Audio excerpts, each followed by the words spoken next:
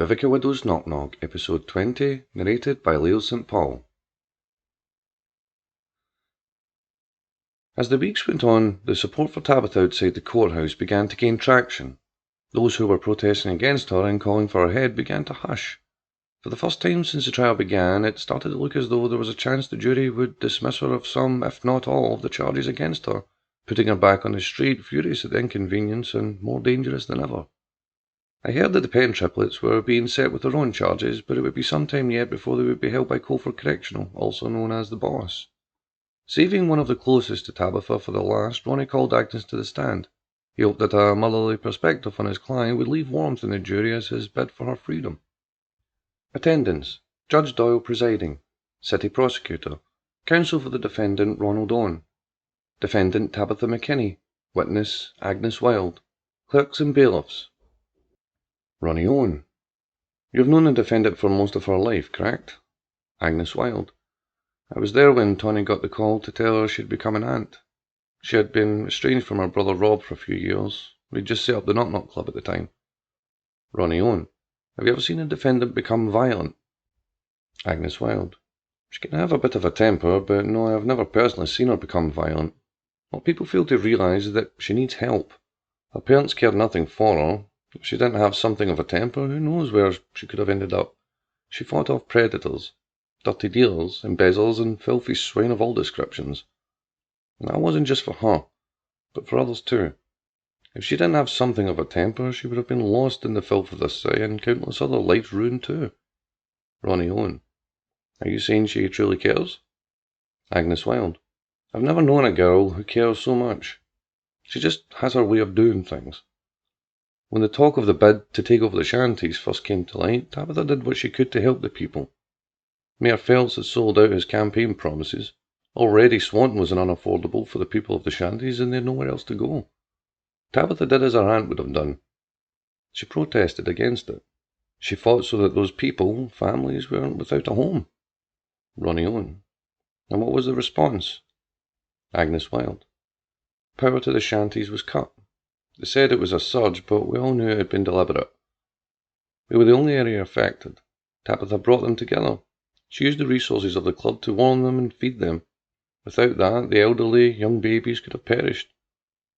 She held against them until the power was restored. Ronnie Owen. No further questions. The city prosecutor was like a ravenous vulture. He observed Agnes for a few moments before beginning his cross-examination in the hope it would set her on edge. The broker maintained her composure. City Prosecutor. It's a pretty picture you paint for the jury. A noble hero, the defendant seems. Just has her way of doing things, you say. Tell me, are 59 people dead at Breckenridge Tower just her way of doing things? Is the brutal murder of her own parents just her little bit of a temper? What criteria does she use to decide who is innocent? Because from what I can see, for every person she has saved, another is dead or beaten or tortured in the most horrendous fashion. Agnes Wilde. You don't understand. City Prosecutor. I don't think you understand, Miss Wilde. She is a sadistic, psychopathic monster who needs to be punished. Neither you nor your partner was ever fit to do so. Agnes Wilde. How dare you? Judge Doyle. Order. Counsellor, you will not antagonise the witness. City Prosecutor. My apologies, ma'am. Turning his attention back on Agnes. Did you know anything about the deaths of Rob and Linda McKinney? Agnes Wilde. No, I heard they'd taken off after the investigation and left Tabitha behind. City Prosecutor. Strange. We have a recording from Harbour House in which you are speaking to your partner. Tawny McKinney clearly asked you to go to the house and fetch the defendant. Did you fulfil that wish? Agnes Wilde. Yes, but there was no one there when I got there. City Prosecutor. So you visit the house. The parents are gone and Tabitha has disappeared off the face of the planet. Agnes Wilde. That's correct. City Prosecutor. Did you look for her? Agnes Wilde. Of course I did. Normally when she was in trouble she ran to the Knock Knock Club, to me or Tawny. City Prosecutor. But she didn't this time. Agnes Wilde. No. City Prosecutor. Why not? Agnes Wilde. Because it was not much more than a pile of ash and rubble. It had been burned down, and there are people in this court today who know why that was and who was responsible. City Prosecutor. Let's not get off track. We'll get back to the issue at hand. Were you aware of what Tabitha had done to the court clerk, Melanie Wallace? Agnes Wilde. No, I was not. City Prosecutor. In the video, she clearly berates the victim before delivering a death sentence. How do you feel about that? Ronald Owen. Objection. How Miss Wilde feels about it is irrelevant. Judge Doyle. You've already been warned about this, counsellor. Satisfied he had countered Ronnie's saviour of the shanty speech, the City Prosecutor turned back to his bench. City Prosecutor. No further questions. You took your fucking time, Paddy groaned to his brother Kieran. Kieran drew on a joint. Calm your tits, he said. We got you, didn't we? You're cutting it mighty fucking fine. Kieran passed the joint to Paddy, who took a drag and let the cam wash off the stress of the CPD holding. I wanted you to say hello to Uncle Michael if you went down. Block H, I believe he's in. Guess that reunion will have to wait, jested Kieran. When Paddy passed the joint, Kieran had one more puff before stumming it out and slipping it into his pocket. We'd better go, Kieran nudged his brother. Paddy stretched out the tension in the muscles that had gathered from being held in CPD transport van. The van had been stopped en route north. Is he raging? Paddy asked. Kieran raised his eyebrows. Oh, he's fucking raging all right. The rooftop of an industrial unit that was closed for the night offered a panoramic view of the city, from the dregs of the south to the grandeur of the north. The wind was cool. Whack! Whack! Whack! The first hit had been hard, but it wasn't a killing blow. It would have been better if it were. The chain rattled as it whacked again. Whack! Whack! Whack! CPD officer Gabe had no choice but watch, knowing he would soon fall on a similar fate. Perhaps worse. Either way, it had all come to this. Whack! Whack! Whack! Hicks was a good man. He had so much to give the city. He wasn't even meant to be on shift that night. He only came to lend extra support in the transporting of Paddy Mac. When the transport left CPD behind, that's when it all went awry. Whack! Whack! Whack! He finally finished with Hicks. His breath was heavy. Now that the heat of the summer had broken, a mist escaped his lips. Gabe closed his eyes as the click, click, click of the finely crafted shoes drew closer. Paddy and Kieran Mac stood behind him watching. The bloody chain that had beaten Hicks to death was clenched tightly around his fist. Gabe opened his eyes again as the chain jingled close to his face. A tall, formidable figure was Reginald Penn. He caught his breath and pointed the chain at Gabe.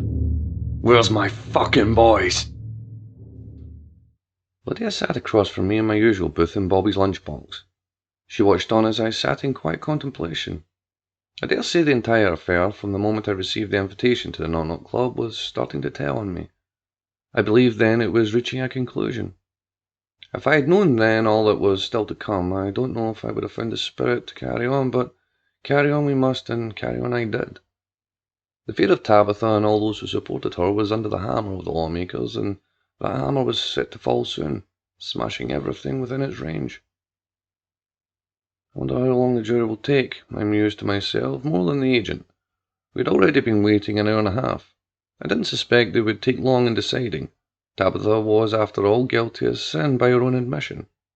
As though Lydia could sense what I was thinking, she said, "She needs to be put away."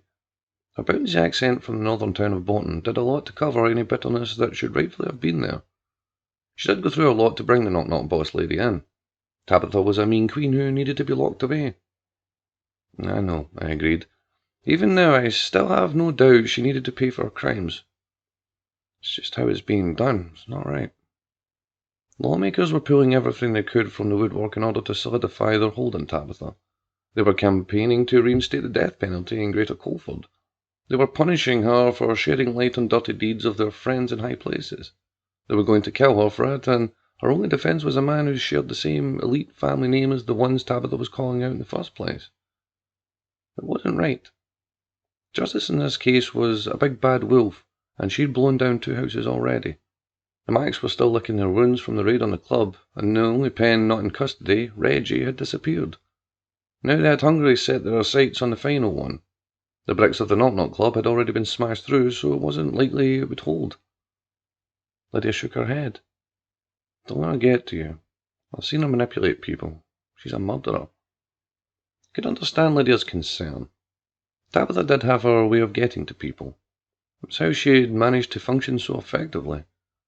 Lydia had learned from Detective Fix that I managed to get an interview with her where she gave me her version of events. My concern then wasn't for Tabitha. It was for the countless people that the club had protected, fought for. My concern for the many still in power that wouldn't answer for corruption, murder, paedophile rings, and exploitation of the poor. With Tabitha gone, their power would only grow. I had as much reason to hate Tabitha as anyone for the position she put me in with Madeline, for what happened to Sarah, for all of it. However, every time I looked at her with that childish attitude, her girlish gap-toothed grin, all I could see was a scared little girl begging her aunt not to send her back to her parents that would sell her into prostitution. Society failed that little girl, and many like her. Until I revealed the truth, it was all I was ever going to see, and time was running out. My job was to get the information they needed and keep you safe. What happens beyond that is out of our control. She put the nail in her own coffin with the murder of a court clerk, not to mention the other bodies she's left in her wake, Lydia explained. Couldn't argue with the agent's logic. Even Ronnie Owen couldn't declare the witnesses as liars. Tabitha had done all of those things and was accepting her charges like it was her CV. It's not what's happening in the court that bothers me, I said. Although, if they had been so sure of a clean-cut case, they wouldn't be shutting down every law firm that would opt to defend her and planting their own. They came in heavy-handed to the club. They were after Tabitha, but they brutally beat their way to her. They placed a gagging order on me. What are they worried I'll say? The truth? They have left her with an Owen as her last line of defence. The very ones who are calling to hang her in the first place. Lydia pursed her lips. She was taking what I was saying on board, but she was still unmoved by it. Ronnie is different from his brothers, she said. I know that. You know that, but the public doesn't. That kind of atmosphere eats at a jury. The Cappy has cleverly made it seem like they're playing a fair game by having his brother defend her, but their fear and respect for their own name would shut them down guilty. Done. No more questions.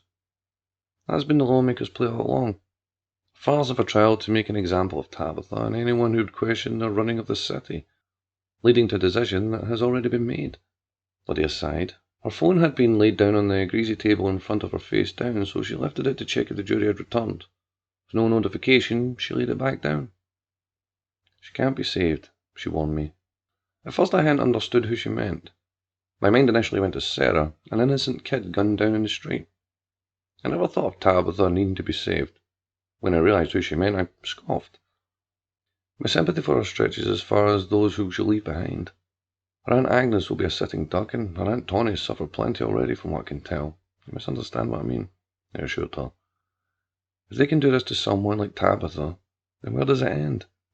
The exaggerated charges against anyone who doesn't bow to their will? The shanties torn down, the own family owning the entire city? What happens to people like you and me? You really believe she has that much influence? If she didn't, the lawmakers wouldn't be going to the extent of pushing her for the death penalty. Lydia agreed. I know she did, but she was a logical, formulaic thinker, and to her it was a matter of one monster at a time. Lydia smiled. She could see the tension of the trial. Everything that had happened to me personally was beginning to take its toll. When I first entered the Knock Knock Club, I had expected to find a seedy club hiding the mayor. I had no idea it would have come to what it had. But she's already planned on having her prison jumpsuit made in red, she teased. I laughed to spite myself. She was jesting, of course, but nothing would have surprised me as far as the boss lady was concerned. She probably asked for long cuffs so she can stand with her hand on her hip, I added. Lydia laughed heartily. Her laugh eased the tension a little. It made what was to happen next a little easier. Her phone bleeped. The rattle of it on the table caused a shudder down my spine. Whatever happens next, we'll be ready for it, she said. She checked the screen. The jury's back. A cold breeze blew through the courtroom that day. All the talking, protesting, and explaining it had been done. All that was left was for the decision to be announced, and so with that the hall sat in uncomfortable silence. All that could be heard was the tapping of Sunday-best shoes across the polished floors as the jury filtered back into their bench. Ronnie noted the concern on the foreman's face. He had a fate in his hands, and that could make some of us uncomfortable. The foreman was such a man, but he dared not refuse the call of Judge Doyle. Two large presences collided, and only one of them would leave the courthouse a victor that day. The stage was set, but even with the odds stacked against her, Tabitha still fancied she would come out on top. She always did. Attendants: Judge Doyle presiding. City Prosecutor. Counsel for the defendant Ronald Owen. Defendant Tabitha McKinney. Clerks and bailiffs. The first to break the cold silence was the judge. Judge Doyle. Will the foreman of the jury stand? The foreman obeyed. Judge Doyle. Has the jury reached a verdict? Foreman. Yes, ma'am. Judge Doyle. How does the jury find the defendant? Foreman. On the charges of embezzlement of city funds, we the jury find the defendant guilty. Tabitha rolled her eyes. That was the least of her concerns. The judge chose not to chastise her for not taking it seriously enough. She knew the worst was yet to come. Foreman. On the charges of murder on the second degree of Melanie Wallace, we find the defendant guilty. This wouldn't have come as a surprise with the clear evidence I provided. Dennis had managed to find himself some leniency for his part in having objected to it at the time, and for providing his testimony. Foreman. On the charges of murder on the first degree of Robert McKinney, Linda McKinney and Lynn Wilton, we find the defendant guilty.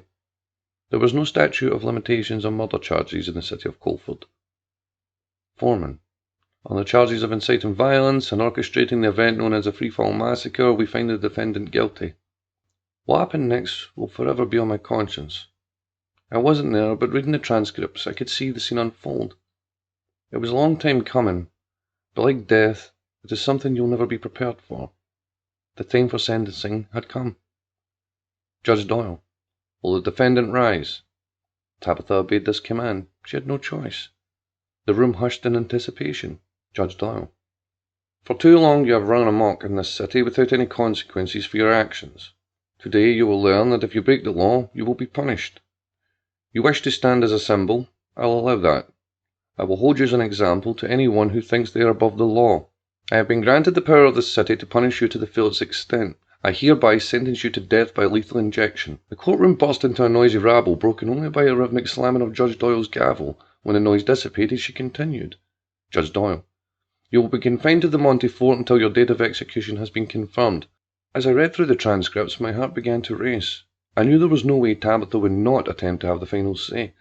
My thoughts were correct, because as she was being escorted away to her final resting place before death, she skilled at the judge. Tabitha, you can prick me with all the needles you want. You and I both know this isn't fucking over. The judge engaged her, but she remained cool and steady. Judge Doyle. It is over. This is my courtroom, and my word is final. Tabitha, you're a cunt. You were born a cunt, and you'll always be a cunt.